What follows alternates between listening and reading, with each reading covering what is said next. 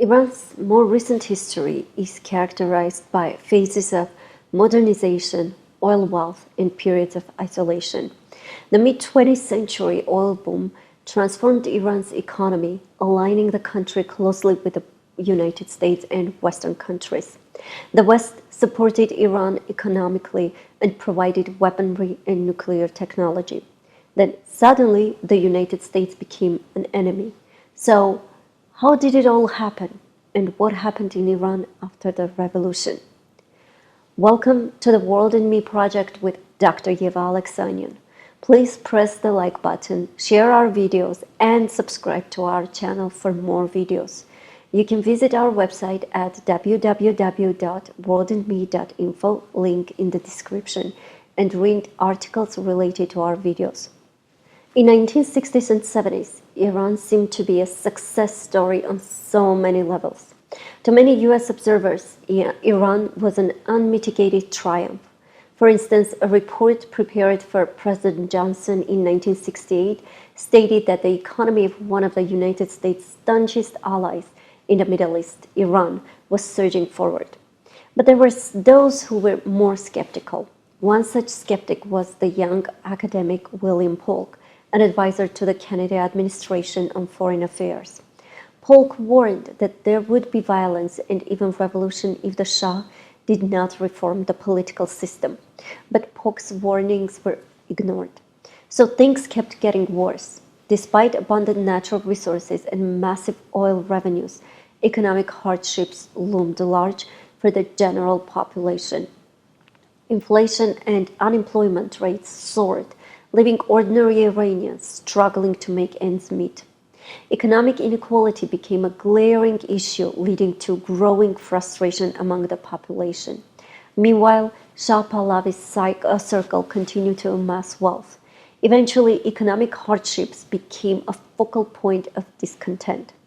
The Shah's regime faced criticism for not only corruption, but also for violating human rights, employing secret police, as well as for censorship and imprisonment of the opposition. Shah's secret police Savak consistently tortured and abused anyone opposing the Shah.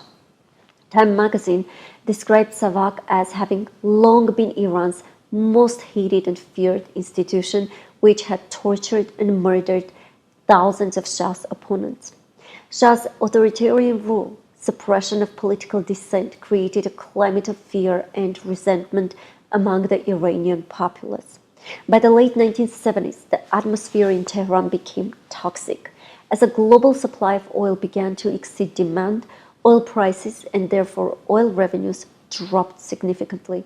The rising cost of living and dropping income made life impossible for ordinary Iranians. Protests in Iran reflected public anger over social injustice and economic challenges. Those who were watching the situation unfold closely in the 1970s were convinced that doom lay around the corner. By the end of 1978, William Sullivan, the U.S. ambassador in Tehran, dispatched a cable to Washington entitled Thinking the Unthinkable, urging that contingency plans had to be put in place immediately. Sullivan recommended opening channels of communication with Ayatollah Khomeini, the exiled leader of the opposition, before he potentially came to power. Sullivan's recommendations were largely ignored by policymakers in Washington, well, until it was no longer possible to ignore, but was too late. The Islamic Revolution in Iran shook the world in 1979. The revolution led to the overthrow of the Shah of Iran, Mohammad Reza Shah Pahlavi, who was a close ally to the United States. Shah, his family, and the prime minister fled the country and sought refuge outside of Iran. The revolutionaries, including elements loyal to Ayatollah Ruhollah Khomeini, viewed the United States as an imperialist supporter of the Shah. As a result, on November 4, 1979, Iranian militants seized the U.S. embassy in Tehran, taking 52 American diplomats and citizens hostage. The hostage crisis lasted 444 days and strained diplomatic relationships between the two countries. It had a lasting impact on U.S.-Iran relations. Those events are vividly pictured in the movie Argo. The demonstrations in the lead-up to the Shah's overthrow involved secular groups, the communists, trade unions, and the religious establishments centered on Ayatollah Khomeini. The intellectuals, dazzled by charismatic figure of Khomeini, had put aside their disdain for the religious establishment and joined forces to oust the Shah. After the Islamic Revolution of 1979, the Tudeh Party, a prominent communist political party that supported revolution, faced severe repressions. The Tudeh Party was banned, its leaders were arrested, and its activities were suppressed. The repression of the Tudeh Party was part of a broader effort by the new Iranian government to eliminate political opposition and consolidate power. The crackdown on leftist and secular political groups was accompanied by the suppression of other political factions and the establishment of an Islamic Republic. Despite all its flaws, the Shah's era saw a degree of political pluralism and a relatively open media environment. After the revolution, political parties were suppressed and a more controlled and ideologically aligned media emerged. Press freedoms were curtailed and strict censorship was enforced. So it is not surprising that those in the liberal middle class who could afford to leave did so in a hurry, followed by hundreds of thousands of others in a massive brain drain. Students played an important role in the protests too. They thought they were marching for equality and opportunity. But as it often happens, what you think will happen and what actually happens are two very different things. Under the rule of Mohammad Reza Shah Pahlavi in Iran, there were educational reforms aimed at increasing literacy rate and modernizing the curriculum. The Shah's government focused on expanding access and improving the quality of education. However, after the Islamic Revolution, there were significant changes in the education system. Following the establishment of the Islamic Republic of Iran, universities were closed for entire 2 years. During this time, the new government reevaluated and restructured the education system with the aim of aligning it with Islamic principles. As so often happens during revolutions, the liberals failed to understand that what the true believers said, they meant. On the day he landed in Tehran, Ayatollah Khomeini informed the people, "From now on, it is I who will name the government." The idea was embedded within the Shia belief is that the most learned religious man should have political and religious control. Khomeini became supreme leader, a position enshrined in constitution. Subsequent leaders would be selected by an assembly of experts made up of senior clerks. In a way, the system of choosing the top figure is not dissimilar to the way in which the Roman Catholic Pope is elected, but a Pope doesn't get to be commander-in-chief of a country's armed forces, nor does he have the power to declare war, a task that the Ayatollah had to undertake a year after he came to power. So what happened? In Iraq, Saddam Hussein saw the creation of Shia Islamic Republic next door as both a threat and an opportunity. Saddam was alarmed by Khomeini's call for Islamic Revolution in Arab countries and crackdown on Iraq's Shia majority. Saddam saw invading Iran in 1980, shortly after the revolution, as the best option. Saddam hoped to use the chaos of the revolution to make a land grab of the east bank of Shatt al-Arab waterway and oil-producing ethnically Arab province of Khuzestan. What Saddam didn't want and didn't expect was an 8-year bloodbath, ending with each side where they started. The classified recordings of Saddam and his advisors on the eve of war show that he felt he could get away with a brief conflict.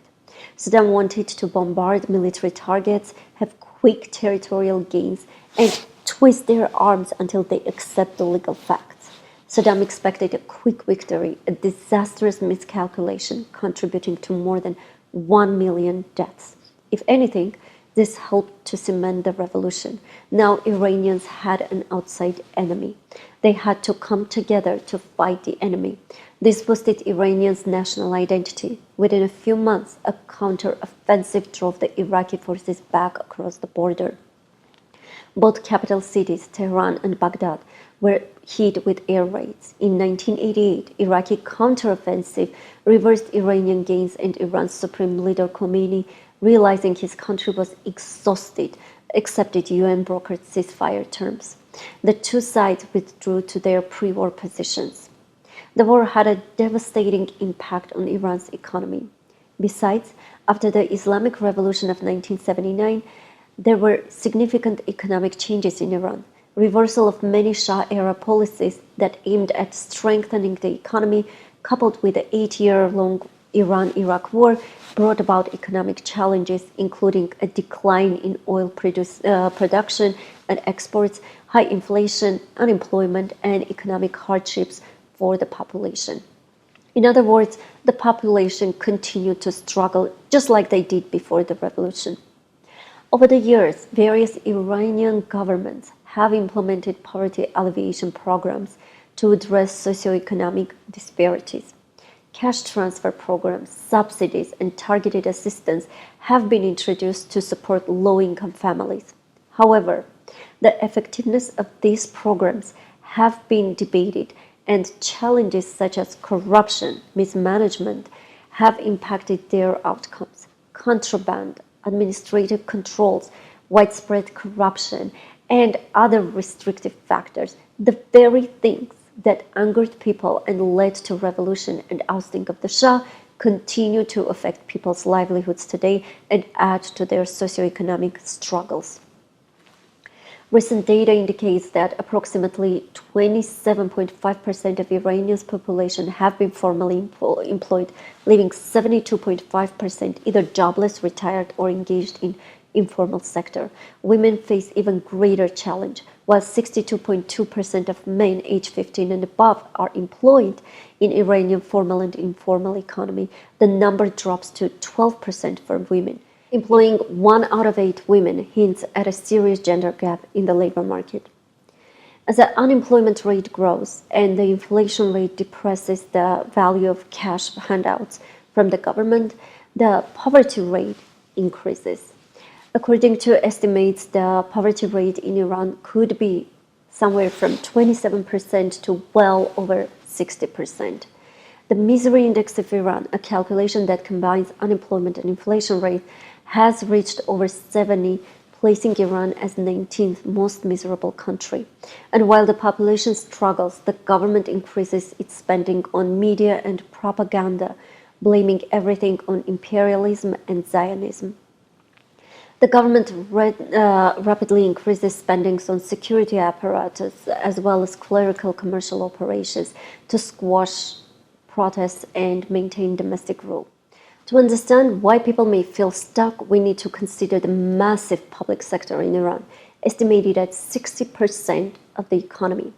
When factoring in the government, its loyal supporters, and semi-public entities managed by the Supreme Leader's Office, such as, for instance, Astan Quds Razavi, which owns a share of almost all land in Iran, this figure can reach to 80 to 90% of Iran's GDP. Such size of public sector crowds out nearly all formal private enterprise, brings endemic corruption, and provides substantial rents to the elites running the Islamic Republic. But people are effectively stuck in this system because their livelihoods very much depend on the government and its associated bodies. Iran's oil and gas sector remains a vital component of its economy. Today, oil and gas constitutes for more than 80% of Iran's exports, which exposes Iran to global oil market fluctuations and international sanctions. Indeed, Iran's economic prospects continue to worsen due to the structure of the economy, systematic corruption, administrative inefficiency, and, of course, international sanctions. Iran has faced a series of international sanctions due to concerns over its nuclear program, which have had a profound impact on its economy. The Iran and Libya Sanctions Act of 1996 expanded an existing U.S. embargo on the import of Iranian petroleum products to encompass extensive bans on investment both by US and non-US companies in Iran. The sanctions limited trade and economic cooperation, the export of high technology to Iran, and overall targeted key sectors affecting trade, finance, and foreign investments. US sanctions severely impacted the Iranian economy with an estimated cost of around $160 billion by 2015. In an effort to restore ties with the international community and stimulate economic growth, a young and well-educated generation elected President Hassan Rouhani. In 2015, Iran, the US, and other world powers signed the Joint Comprehensive Plan of Action, commonly known as the Iran Nuclear Deal, aiming to limit Iran's nuclear program in exchange for sanctions relief. Hardliners in Iran sought to sabotage the Joint Comprehensive Plan of Action. The most infamous act of sabotage were the 2016 US-Iran naval incidents and publicly testing missiles after the conclusion of the Iran nuclear deal under slogans like "Death to America," "Death to Israel," "Death to al-Saud." Supreme Leader Ali Khamenei rejected negotiations on security matters, leading to US President Donald Trump's withdrawal from the deal in 2018. This decision, coupled with plummeting oil revenues due to the sanctions, triggered a fiscal crisis in Iran. Finally, the Islamic Revolution of 1979 marked a profound shift in the country's political, social, and cultural landscape. To me, as a woman and feminist, it is heartbreaking to talk about the reversal of women's rights. Prior to the revolution, under the Shah's regime, significant strides were made in women's rights, including the right to vote and pursue education and employment. The Family Protection Law of 1967 improved women's legal standing in matters of marriage and divorce. During Shah's era, women's participation in workforce increased and they began working in various professions alongside men. Educational opportunities for women also expanded during this period. Women were even encouraged to adopt Western-style clothing, and societal attitudes towards women's dress became more permissive. After the revolution, the new regime banned co-educational schools. The conservative Islamic values led to the imposition of the strict dress codes, such as the mandatory hijab and limitation on women's participation in certain professions and public spaces. Today, compulsory hijab laws affect virtually every aspect of women's public life in Iran. Women's access to employment, education, social benefits, and proper health care, and even women's mere public presence in society depends on complying to compulsory hijab laws. In September 2022, Mahsa Amini, a 22-year-old woman known by her Kurdish first name as Gina, died in the custody of Iranian morality police. Her death set off some of the most sweeping anti-government protests Iran has experienced in decades. According to human rights experts and activists, government security forces violently cracked down on the uprising, killing as many as 527 people and arresting over 20,000 people, including at least 665 students. Iran's judiciary also sentenced a number of protesters to death on the charge of waging war against God.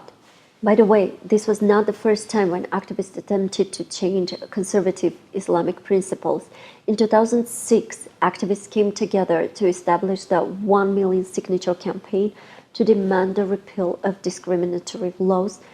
Focus issues included age discrimination in establishing criminal responsibility and marriageable age, inequality in inheritance, and discrimination of mothers as guardians in case of divorce. The campaign unfortunately did not achieve its stated goal of fully repealing the set of relevant laws. It is absolutely heartbreaking to see how Iran has backpedaled on some of the progress made during Shah's era. I want to point out that I did not anticipate such a somber image to emerge while gathering data for this video. My intention was to portray a more vibrant image of Iran after the revolution. However, the World in Me project examines phenomena and countries through an economic lens, focusing on economic interests and economic issues. In this context, it's challenging to illustrate a more colorful socioeconomic landscape of Iran.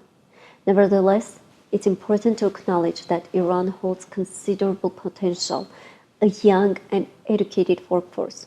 But how this potential will be harnessed will largely depend on the actions of Iran's leadership. This was Iran after the revolution, and this was the World and Me project with Dr. Yeva Aleksanyan. I hope you enjoyed our video. I would like to remind you that you could press the like button, share our videos, and subscribe to our channel for more videos. You can also visit our website at www.worldandme.info, link in the description, and read articles related to our videos. Next, I'll talk about a country that is not blessed with natural resources, but inspires the world with its miraculous growth.